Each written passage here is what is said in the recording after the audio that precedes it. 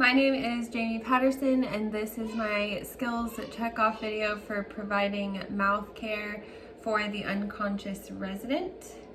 And the first thing that I would do is knock on the door, knock knock, and speak to the resident even though they're unconscious, because you should always assume that they can hear you.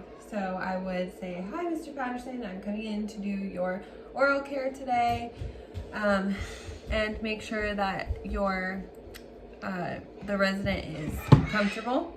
And then I will perform my hand hygiene and provide for privacy. So just pull the curtain around so that he has privacy. And then I will raise the bed rails. So I'll raise the bed rail on this side and then go around to the other side and raise the bed rail, and then I can raise the bed up to my waist area for proper body mechanics.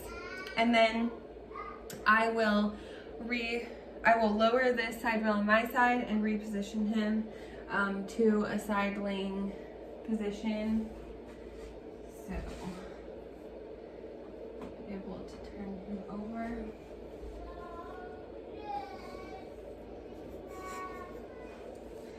Okay, so then I would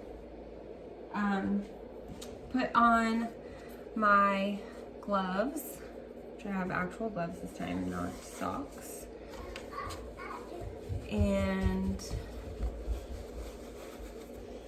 then I would put a towel under his chin so that his limbs don't get wet. And then place a kidney basin, I'm just gonna use a bowl, under his chin. Can you help me hold this there? Babe, can you hold it there? Yeah, because it's not gonna stay. Okay, so I put a kidney basin under his chin to catch any of the liquid. And then I have my oral cleaning supplies. So I have one with water and then one with mouthwash and water together. So I would gently open up his mouth and make sure that he has some water in there. And then I would swab the inside of his mouth. So I would do his cheeks and his tongue and the roof of his mouth. Dispose of that to the proper place when you're done. And do the same on the other side, his cheeks, his teeth, his tongue, the roof of his mouth, his lips, all of that.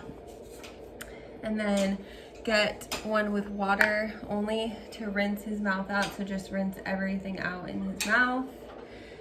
And then I would be able to remove the kidney basin and wipe his mouth up, and then put moisturizer on his mouth and dispose of the towel in the proper place and clean up the area of any stuff that you left behind.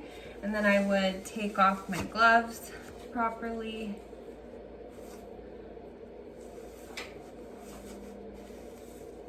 Which is a little hard with these because they're bulky. And dispose of those in the proper wastebasket. And then I will reposition him back to a supine position. So just gently rolling him on his back, making sure that he's comfortable. You can still talk to the resident even though they're unconscious.